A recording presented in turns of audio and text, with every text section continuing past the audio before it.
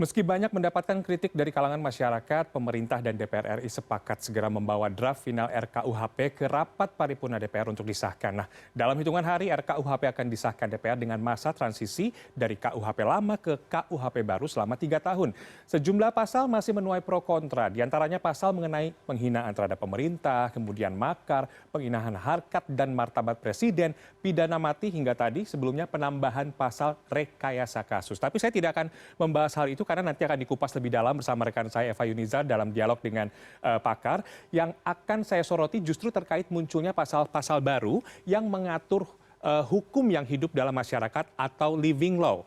Yang pertama, salah satunya adalah terkait aturan pidana bagi orang yang membuat prank. Nah, ini untuk YouTuber atau yang mengklaim dirinya sebagai influencer, hati-hati. Aturan pidana ini diatur dalam pasal 331 RKUHP yang berbunyi, setiap orang yang di tempat umum melakukan kenakalan terhadap orang atau barang yang dapat menimbulkan bahaya, kerugian, atau kesusahan dipidana dengan pidana denda paling banyak kategori 2. Nah, dalam penjelasan pasal 331 RKUHP ini diberi sedikit ilustrasi yang dimaksud dengan kenakalan itu adalah seperti contohnya vandalisme alias coret-coret di tembok. Jadi hati-hati di jalan ya. Berapa denda kategori itu? Dalam pasal 79 ayat 1 dijelaskan bahwa yang termasuk dalam kategori 2 denda ditetapkan berdasarkan kategori 2 ini sebesar 10 juta rupiah.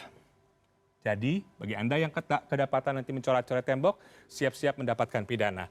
Kemudian selanjutnya, RKUHP juga melarang siapapun untuk berisik pada malam hari hingga mengganggu tetangga. Bila tetangga Anda tidak terima, ia bisa melaporkan Anda ke polisi. Jadi hal ini diatur dalam bab gangguan terhadap ketentraman lingkungan dan juga rapat umum. Ini tercantum dalam pasal 265 RKUHP, dipidana dengan pidana denda paling banyak kategori 2, dan setiap orang yang mengganggu ketentraman lingkungan dengan membuat hingar-bingar atau berisik tetangga pada malam, atau membuat seruan atau tanda-tanda bahaya palsu. Ini apakah termasuk dengan pengamen gaban nggak ya, yang speakernya segede-gede, yang sering lewat dan dengan musik yang cukup keras itu. Dan kita akan lihat ancaman pidana selanjutnya, yaitu yang muncul yang baru adalah terkait hubungan seks di luar pernikahan. Jika saat ini tidak dilarang, nah dalam RKUHP, seks di luar pernikahan diancam penjara 1 tahun penjara. Ya, setiap orang yang melakukan persetubuhan dengan orang yang bukan suami atau istrinya dipidana karena perzinahan dengan pidana penjara paling lama 1 tahun atau pidana denda paling banyak dengan kategori 2 seperti yang sudah saya sebutkan tadi. Demikian bunyi dari pasal 413 ayat 1 RKUHP. Namun pasal ini baru berlaku apabila ada aduan dari suami atau istri bagi orang yang terikat perkawinan atau dari orang tua dan anaknya yang tidak terikat perkawinan. Dan pengaduan ini dapat ditarik kembali selama pemeriksaan di sidang pengadilan belum dimulai.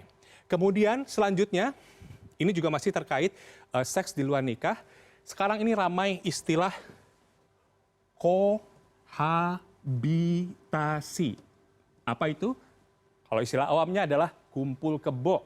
Jadi negara kita ini sekarang mengatur pasangan yang tinggal serumah tanpa ikatan pernikahan. Setiap orang yang melakukan hidup bersama sebagai suami istri di luar perkawinan dipidana dengan pidana penjara paling lama 6 bulan atau denda paling banyak kategori 2. Ini tercantum dalam pasal 414 ayat 1 RKUHP. Sama dengan juga pasal seks di luar pernikahan. Untuk mempidanakan pelaku kumpul kebo harus ada delik aduan ya dari sang suami atau istri atau orang tua dan anaknya.